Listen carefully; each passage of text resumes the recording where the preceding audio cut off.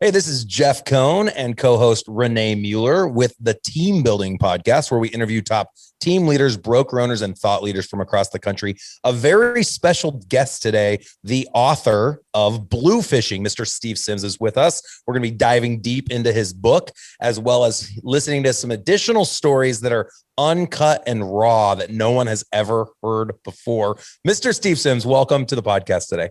Well, thank you for having me. Absolutely. And Miss Mueller, thank you for helping co-host and making this happen today. Of course. My pleasure. So first, I want to just kind of kick it off, Steve, at talking about where you came from. I think so often individuals make the wrong assumption that to be successful, you have to come from success. And often, if not more often than not, I feel like people that have made something for themselves don't come from a luxurious lifestyle. I'd love for you to share with our listeners that haven't had the opportunity to read the book, Blue Fishing, a little bit more about your past, where you're from, where that accent comes from, and then the type of work you did growing up. Well, I think most entrepreneurs started off aggravated, whether or not they're poor, they're rich, whatever. They just started off aggravated about something. I grew up in East London. I left school at the age of 15. My guidance counselor said, do not bother wasting your time applying for college, and then kicked me out. And that was it. So at the age of 15, I left school. My dad was a bricklayer, so straight away I'm on the building site, and that was it. It was kind of at the age of 15, your life was now, defined for you. You were going to be a bricklayer for the rest of your life. But something in me just went, "Is this it? Is this really what it's all about?" And I just couldn't handle that. I couldn't settle with that. There was some kind of emotion going on in me. So I left the building site and decided to go out and find my own future, which consisted of me trying hundreds of thousands of jobs that I was inadequate and ill-qualified for. So I got fired a lot. My mum just thought, he's going to jail. He can't hold a job down. He can't. He can't keep a job down. He doesn't know how to do it. But I was just disgruntled, and I wasn't willing to settle. And funny enough, I went for so many good jobs that I thought would make me happy and rich, but it was in the dumbest, darkest job that I had that really was the conduit to me being able to, reel off Elton John, Elon Musk, and the Pope as clients. All right, so let's pause there. If anyone is thinking about coming to our team building summit this spring, please go out and look at tickets at eliterealestatesystems.com. Click on events. We're going to have amazing keynote speakers and thought leaders that will be there to help you take your business to the next level. We'd love to see you guys at the Team Building Summit. And I am trying to work a deal with Steve. I don't know that we'll get him this year, but I would love to have him in the future. He said he's never been to Nebraska, and then proceeded to tell us about his son's job, I think, in Alaska. So it is very similar, but it is a different state altogether in the center of the United States. He didn't trust me. I think you could have let that go, couldn't you? But no, okay. I do realize my mistake now, so I apologize. Not very often am I reading a book. And for those watching on YouTube, I'm holding his book up. An amazing read, pretty easy. I read it in Mexico last week. We were in Cabo for a week. But there was a part that gave me chills, and I want to share it because everyone thinks on this level. Steve, in his book, claims that he was at the top of a condo project that they were working on. I believe you were 19 years old, and you were looking down all the layers of ladders. And part of his job was, in a suburban area where you are wheelbarrowing cement, which I did in high school. These guys had to climb up ladders with cement on their shoulders, I think up to 85 pounds, you said in your book. And he's looking down the ladders, the tiers of ladders, and he sees his cousins and he sees his uncle. And I don't know if your dad was there, maybe grandpa was watching, and he saw all these generations that came before him. And he thought to himself, what are the generations after me going to be doing? Well, obviously, if I continue as a person working in concrete, that's what they're going to be. And that was this euphoric moment that kind of compelled you to say, I never want to work another day in this industry the rest of my life. And you never did. Yeah, it was, and it was even more vivid than that because you said that my granddad was looking on. My granddad was actually working as well, along with my uncle and my dad and everything. And I saw my entire family future. I saw my entire life ahead of me from me being a teenager through my granddad in his 80s. And I went and saw my granddad at like 10:30 in the morning, which was tea break time then in England. And I went in there, and of course it's raining outside, and we're all cold and damp. And we're in this old caravan with no wheels. And I went up to my granddad and I said, did you ever think you were going to be doing this when you were this old? And of course, it was the kind of question I should have just got a smack in the head. But he didn't even look at me. And I can remember these words. In fact, I can remember the smell. I can remember everything. He didn't look at me. He blew in his thermos tea and he went, son, if you don't quit today, you'll be me tomorrow. Wow. And I was like, whoa. And all of a sudden, the entire hut went quiet. You know, I was alone like in a desert. And I came running out of that caravan and I quit immediately. I literally quit within 3 minutes of leaving that caravan. And the sad thing is, I don't want to put a downer on this. My dad had employed me, so I had to quit to my dad. Mm-hmm. And my granddad, and here's the funny thing, we're Irish. My granddad was about 7'1". Big fella. I'm 6 foot and I'm a big chunky lad. My dad, 5'5", kind of missed the whole thing completely. And my dad, I was telling her, I was looking down towards my dad, who's 5'6" inch shorter than me. I'm looking down to him going, Dad, I got to quit. When my granddad walked behind me and my dad looked up at him, looked at me, and then said, okay, we're light-handed, so you can go Friday.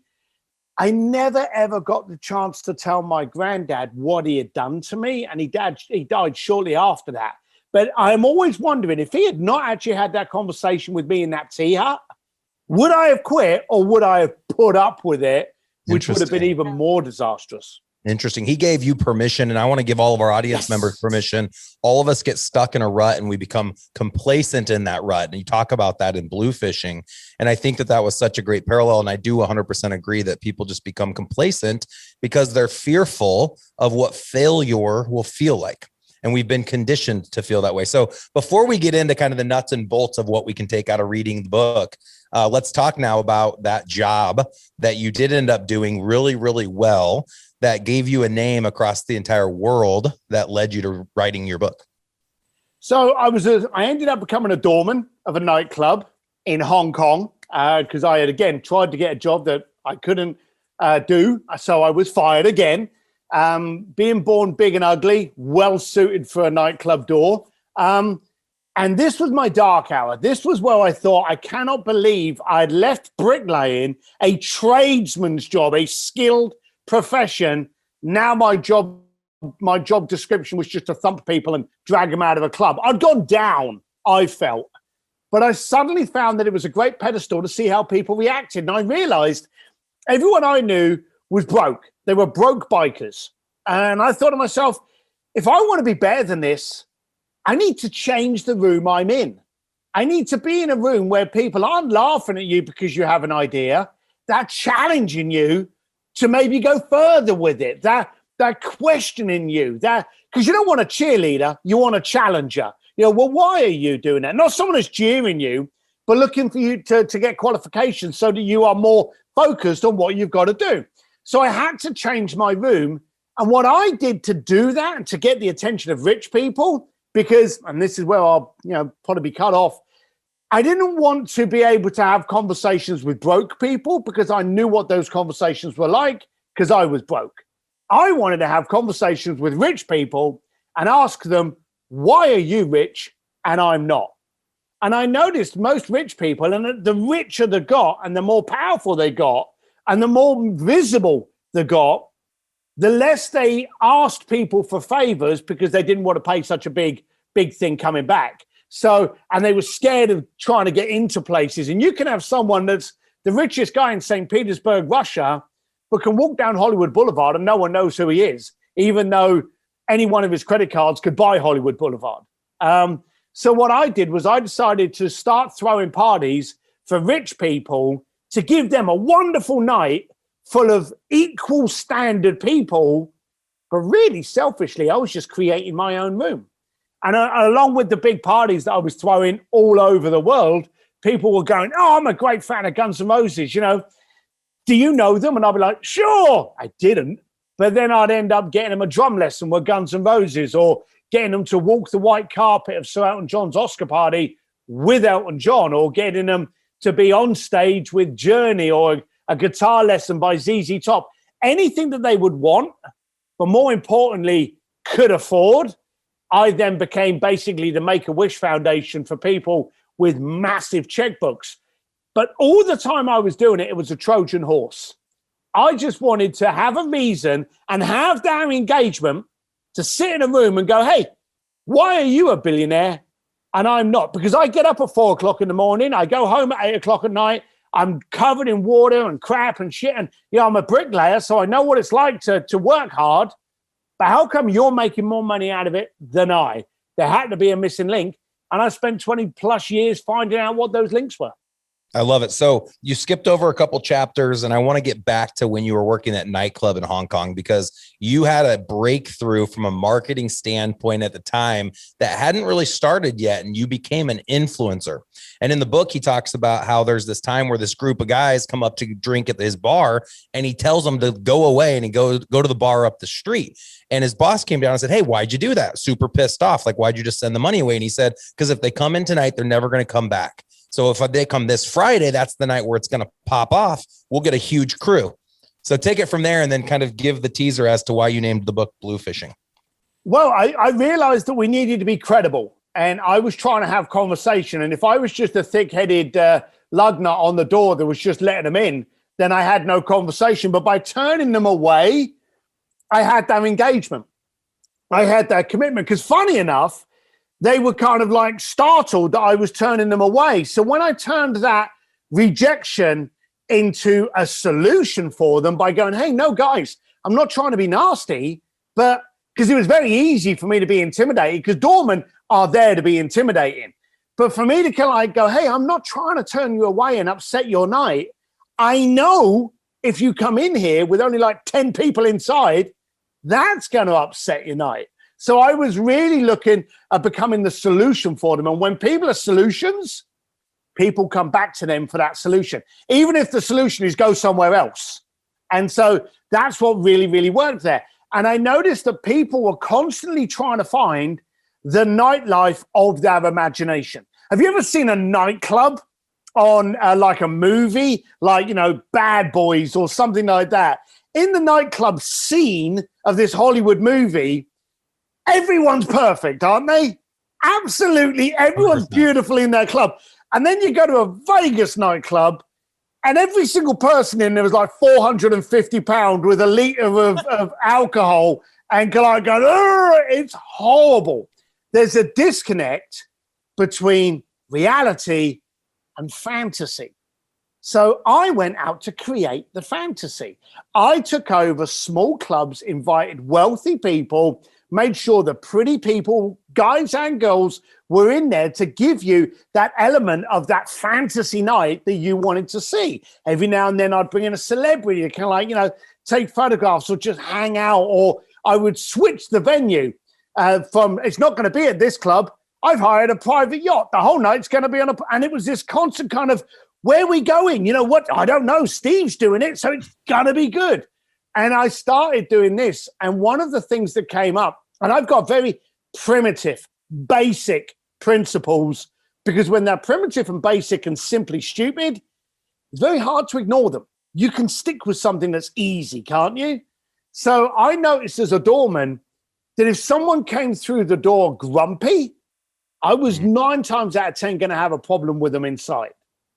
But if I controlled my front door, I removed 99% of the problems on the inside. So what I used to do was I used to crack a joke. If the person was good-humored enough and humble enough to have a little bit of a joke, then I knew that they would walk through the door smiling. And if people can enter your world smiling, whether it be a nightclub or business, you've got the starts of a good relationship. So I used to charge people to come along to my parties, but I used to give them stupid passwords. And I wanted to come up with, how can I ask you to say something so stupid that it's ridiculous? And so we came up with, this is the location, and the passwords were, and there were 3. We only used 3. To get into this party tonight, you've got to name 2 of the Teletubbies. So people would walk up to the door and they'd go, Tinky Winky Po, and we'd let them in. Okay, it was a silly password. Or finish this rhyme: one fish, two fish, red fish. So people would turn up and go, bluefish. But the one that really got them, and if either of you got kids, Yeah, we both do. then you'll get this one. The password for tonight's party is the lion out of The Lion, the Witch, and the Wardrobe. What's his name? Oh boy. I knew he was going to ask one that we wouldn't get. I'm like, These were horrible parents. Well, here's the funny thing. We would get, and your faces are perfect because to let you off the hook, it's Aslan. Okay? So we would get people come to the door. Now, bear in mind, the people that we were inviting, we would never invite poor people because, again, I knew what it was like to be poor. You can't afford drinks. You're always worried about how much money you got in your pocket. You don't want to talk to someone in case you've got to buy them a drink and then you're screwed. So I only invited rich people, okay? And I knew that we'd have these people come up. I would charge them. It started off at $1,000 a ticket. I went up to $5,000 for a night at one of my parties. And they would come up to the door, very powerful people employing hundreds of people. And they'd come up to my door and they'd go, oh, the lion. Is it lion? And we'd be like, no, it's not lion, you know? And then we're like, but go on in. Because they were so humble and they were kind of like in this, I don't know what, they were having a giggle, they were having a joke. And people used to go through complaining, going, why are we doing this? I didn't know what it was. And of course, in the 80s and 90s, we weren't outsourcing our intelligence to our smartphone. So it wasn't a case of you could just Google the bloody thing. They were literally in line going, do you know what it is? I don't know. I think it's Brian. Brian the lion? No, don't be stupid. But they would, but just by having that kind of atmosphere, it was engaging them. And I had so many people kind of like going on about these passwords and you should drop it. But I didn't realize at the time, but it was really a pinnacle thing of my growth. And one of the passwords was Bluefish. And then people used to contact us going, hey, we've got this company and we want to do a product launch. Are you that Bluefish company? And in the early stages, we didn't know what. And we would be like, no, what are you talking about? And they were like, oh, we went to this party and we had to say Bluefish. And we'd be like, oh, yeah, that was us. And we ended up becoming what other people wanted us to become. So we never designed our company. We became a response to people's needs and requirements. I love it. And you started talking about after you got through that journey of putting together these amazing parties that you recognized that everyone had a password. No matter who you talk to, there's a word, there's a way to get into their world. So I know you kind of ran through a lot of the really cool things you did. Instead of us asking you just to pull an example out of the hat, what are some of the fun things, and included in the book or not, that were actually enjoyable for you and it didn't just feel like your mundane, everyday type of challenge? Are there any that kind of stuck with you to this day? Well, have you met me? I don't think I've had a mundane day in my life since I left the building site. You know, I literally now the concierge firm kind of slowed up and I moved away from it about 3 years ago when the book came out, because now I teach and I coach. And as you know, I throw events and stuff. So it's taken me in a new path. So I've gone from spending billionaires' money to give them interesting cocktail stories to shaking up entrepreneurs to make their own cocktail stories. So it's a new challenge at my point in life. But I used to wake up in the morning to this ritual. I used to put the dog out, make my coffee, and then, I'm not kidding you, be excited like a little kid at Christmas to turn on my laptop to see what ridiculous email I had that morning, to see where I was going to suddenly be flying off in the world. And I had clients all over the planet that would be in Venice and go, look, you know, I've got a dinner party next Tuesday. I want you to come to it. And I'll be like saying to my wife, I'm going to Venice next Tuesday, or, you know, I'm going to Krakow, or, you know, I was constantly on a plane. And one of the things that I focused on very early on was never give a client what they asked for. That's what Amazon does. Now, all of the people in the real estate world today, listen to that, replay it, play it again, write it down, get it tattooed on the inside of your eyelids. Never give a client what they asked for. Otherwise, Amazon, Purple Bricks, and anyone else is going to take your job. Someone asks you a question, you do this. You go, that sounds fantastic. Why is that important? And get to the core of what it is they need. In doing so, I would have someone ask me for one thing and it would just balloon up. So I've done some really cool things, but I'm going to give you, and there's many that I can't talk about. I had a client that wanted to get married in the Vatican by the Pope. Can't say any more about that one. I had clients who wanted to do something in the Pentagon. Can't mention any more about that. So real quick, before we forget this thought, Steve, as you think about what you're going to share, I did want to follow up with your comment around asking the right questions, because in the book you say something that's pretty fascinating and a lot of us aren't willing to do it, and it was to follow up 3 times. So he'll say, hey, what's your dream? And they say, meet Journey. This is actually in the book. And then I've got an example. I'm not trying to cut it. I've got story that's going to explain that one perfectly. Perfect. I just wanted to make sure you did that, because in real estate and any entrepreneurial venture, we ask one question and we forget, oh my gosh, the power is in the 3rd or the 4th. Absolutely. Absolutely. So to give you my 3 experiences that I really liked, you've first of all got to understand the context that I am a bald black t-shirt wearing biker that drinks too much whiskey. That's as exciting as if anyone's out there going, my God, I want to hang around with Steve Sims, he's exciting. At the moment, this morning, I was Googling ficus trees. That's how exciting I am. I'm not exciting. I live vicariously through my clients. So I get into rooms that I would never have thought I'd ever be in. So to give you two of them, I had a client that contacted me, wanted to have a dining experience in Florence. Keyword experience, not a meal, experience. And again, listen to the first bit. Never give a client what they ask for. Give them what they dream, desire, and lust for. And we're going to go into that in a second. But what I ended up doing, based on my original challenge, was I took over the Accademia di Galleria Museum in Florence, which is the museum that houses Michelangelo's David, okay? The most famous statue in the planet. I took over the museum at 3:00 in the afternoon till 2:00 in the morning. I set up a table of 6 at the feet of Michelangelo's David. I had a string quartet. The client came in, had dinner from a top Tuscan chef. Halfway through, I said, I've got a local singer that would like to serenade you. Is that okay? They said yes. And I escorted Andrea Bocelli in to serenade them during their pasta.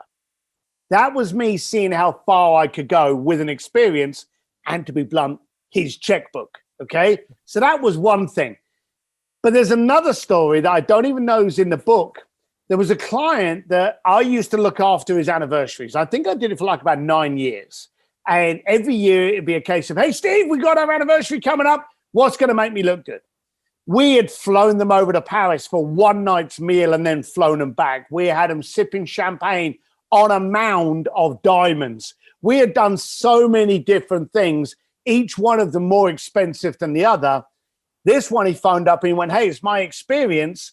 It's my anniversary. And I don't know if it was the 15th or the 20th, but it was one very major anniversary. I think it was the 20th. And he said, this one needs to be memorable. This one needs to be, keyword, impactful. Now, I ran through some questions. Again, we're going to explain how I do that in a second. I ran through some questions with the guy, and I found out that the first time that he had met, he tried chatting her up at college, and she had basically just like kissed him away. No, we're not. I don't want anything to do with you. And what he did was one day found out where she was actually doing one of her classes, laid out a picnic rug outside the entrance and exit of this campus where she was at the time, set up a little wicker basket, had a boom box, and had some champagne. And as she came out, he hit the boom box with some tunes, uncorked the champagne and went, care to join me? In basically a field of kids in college. So he'd really looked stupid, and she fell for the way he was willing to look that stupid for her. So when he said impactful, and we heard this story, this woman had been, and they were very successful, very wealthy in Chicago. We had actually found out about this story.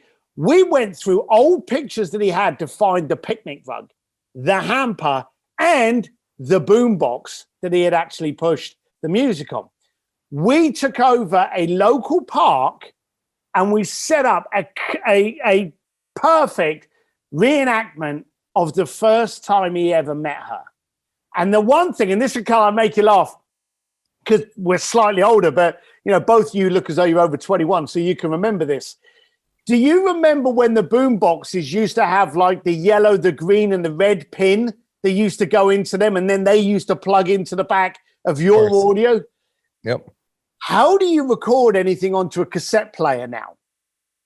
Those old Run DMC cassette decks, they've got different plugins now. Mm-hmm. So we bought this unit. We had no way of recording a cassette. So we had to send the cassette off to a friend of mine. I live in Hollywood, so we've got all of these people around us. Mm-hmm. And we gave him a playlist. Now, the daft thing is, that sadly cost me more than the bloody boombox to get that done. This entire experience cost me less than $2,000.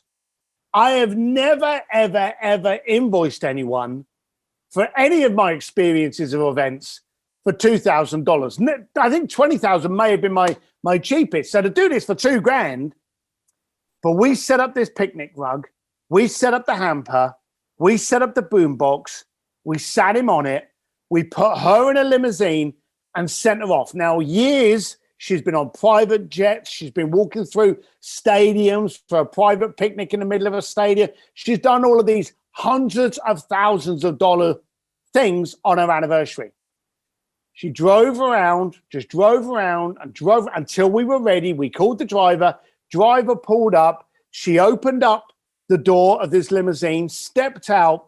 He pushed it. It was Alexander O'Neill was the tune that came on. He uncorked the champagne. He went, "Care to join me?" Complete reenactment of the first time they ever met. She hit the deck like a sack of spuds. Just went down on her knees. The tears, and I was around the tree watching all this, and she just lost it. I had a bit of a smirk on my face because the driver that was holding the door had no idea what he was supposed to do because he's now got this wailing woman in front of him. But he gently picked her up, and the husband ran over, and they came. He had paid or been able to tell us so much about the detail of that day and the fact that when you wanted an impactful moment, it was the music, the color of the rug, and that was the most impactful way he could celebrate her anniversary.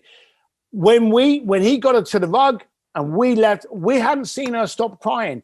And then years later, each year, I think the following year, we spent $250,000 on an anniversary. But when I went over to one of a party and they were at the party and we all got chatting, only one story she told about all the anniversaries that she'd ever had.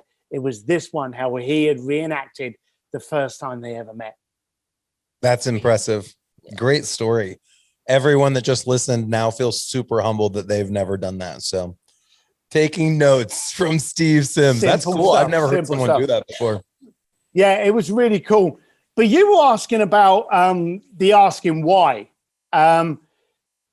People today are embarrassed about giving you an answer that shows their vulnerability, and worse, showing or exposing to you what's really important to them. We're embarrassed about it. We hold it back now. We don't want to be laughed at. We don't want to be judged. We don't want to be criticized. So I will give you a question that potentially makes me look maybe a bit more superior, a bit more thoughtful, a bit more articulate than what I am. Okay? Not me, because, hey, it's me. But most people do. There was a realtor that I was working with, and she was a coaching client of mine, and we built her brand up, and we did all of this stuff. And she contacted me, and she said, I've had this client, and the client contacted me because she wants a 3-bedroom house on this street. And I sent her every 3-bedroom that was available on that street. I even went to houses that weren't up for sale to see if we could pocket list it to get that house for her. And she said no to every single one. He said, I'm running out of houses. She's running out of houses on that street to offer to the client. What am I doing wrong? And I said to her, well, it's apparent and very obvious you didn't ask why. She said, what do you mean I didn't ask why? I said, well, what happened? Give me the enactment of the original conversation. She contacts you because she wanted something. she told you what? That she needed that street. She said, yeah, that street, 3-bedroom house, needs to have a pool. And you did what? And she said, well, I went and got it. I said, no, you gave the client, or you tried to give the client what they asked for. You didn't ask enough questions to understand what it was they needed or desired. You need to go back to that client and go, hey, I've done you a disservice. I've made a mistake. I've gone out and started actioning. I need to ask you, first off, why that street? Why is that important? Why 3-bedroom? Ask why. And why is a very scary word. I'll have people contact me by DM on social and they go, Steve, we should have a beer. And I would just respond with, why? And it will upset people. I've had people threatening to hurt me. And I've had other people going, good question. This is why. Why is a very confrontational word that ignites different things into your brain cells. And so when she went back and she said, need to ask you, why that street? And then she says something else. And I said to her, keep pushing why. Ask why a minimum of 3 times. And she did it. And she did it again. And she did. And then the story came out. The core came out.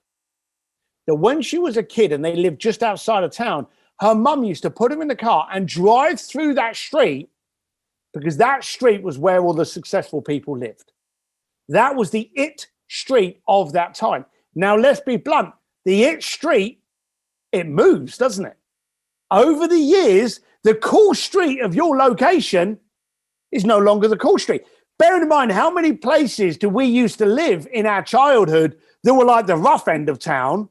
Hell, is where all the trendy lofts are now, So things change. Your address postcodes, they change on desirability. She was able to find out the reason for the move to that street was so that her mum would be proud that she had made it. Therefore, what she was looking for was not that street. She was looking for the it street. And that was in a different zip code. So you've got to ask why 3 times to find out what's pushing that question. What is the core? You've actually got to be Sherlock Holmes. You've got to really delve in to understand what's motivating and pushing that question and that request. That's awesome. I love it. And so that's exactly it. And it's scary because you're almost questioning that the answer they gave you wasn't the truth. And in actuality, it probably wasn't. It's what they thought you wanted to hear. Yeah, you're qualifying it. And you're right, because I saw a lady once in Glendale, which is a big shopping mall down near our town. And I'm walking with my wife, and I'm going to apologize to any slightly large people now. So, send me hate mail later, or send it via these two.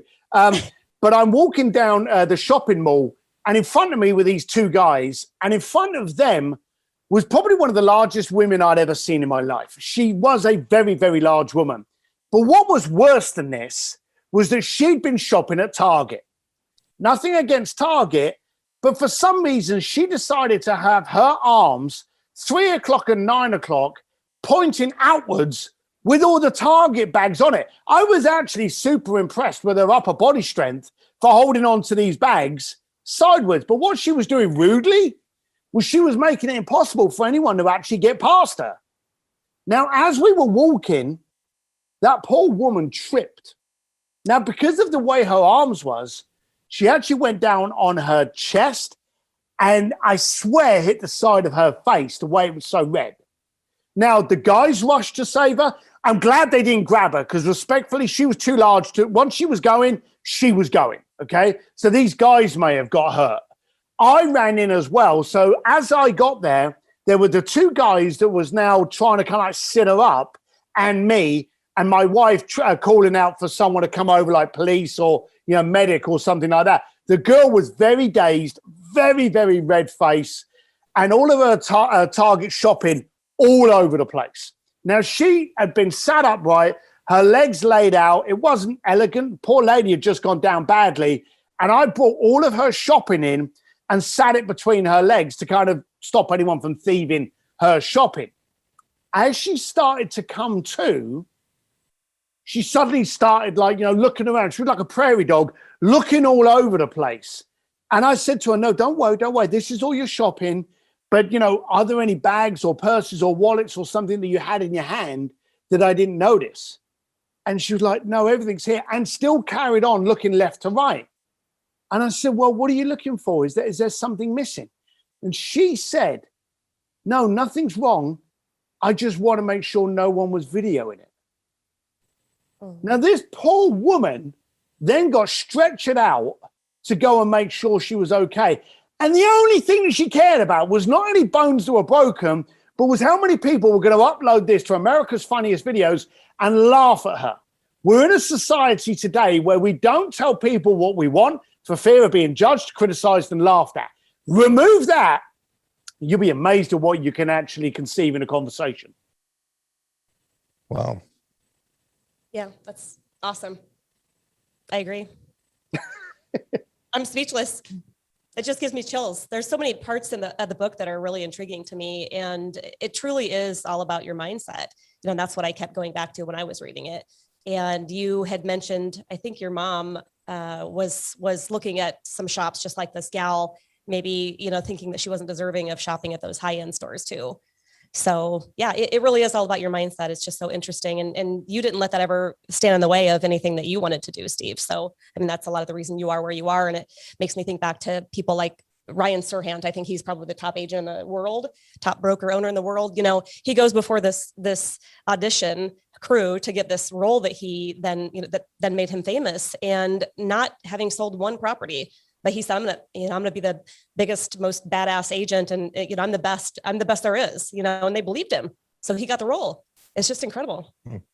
My wife often said that my superpower is ignorance, and that I've never overthought anything in my life. Yep. And I was searching to find out how that was a good thing in a relationship.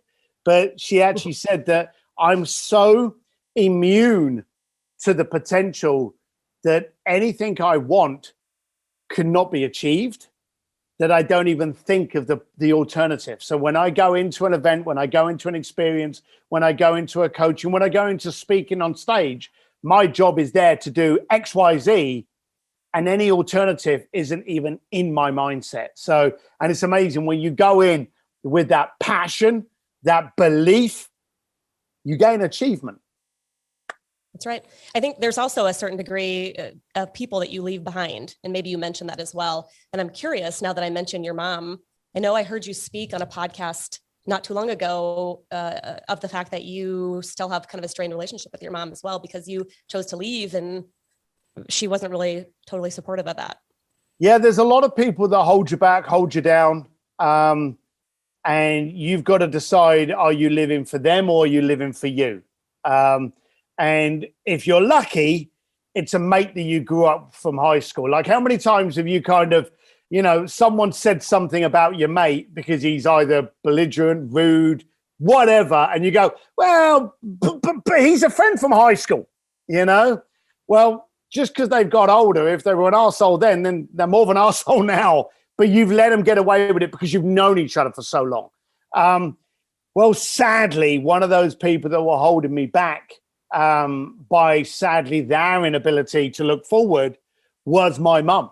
And I had to make the decision, is this for me or is this for her? And I got on with my father, but now me and my mum were never tight. And it's sad, but you've got to make that decision of what you're doing. Well, not to take that away from you, but I think that's for a lot of people. There was a book written, The Top 5 Regrets of the Dying. And one of the regrets is living someone else's life. And I think a lot of us are influenced by our parents, our grandparents, our significant others, our family members that expect us to become a certain thing. Hopefully, is your mom still with us or has she passed? She's still with us, but won't talk to me. Really? It's kind of weird. She still thinks I turned my back on the family business. The family business, which was, my dad and his brother, duo bricklaying firm. She thinks I turned my back on that as a business as I'm traveling around the world doing what I'm doing. It's very strange. But hey, they always say you can't pick your family. That's right. I think that your mother loves you and probably has a lot of regrets about not embracing you, the man that you've now become. And as you shared the story, I was pretty choked up talking about this person who fell, because so many of us, and I'll get choked up probably talking about it, have gone through something similar. We all are afraid to fail.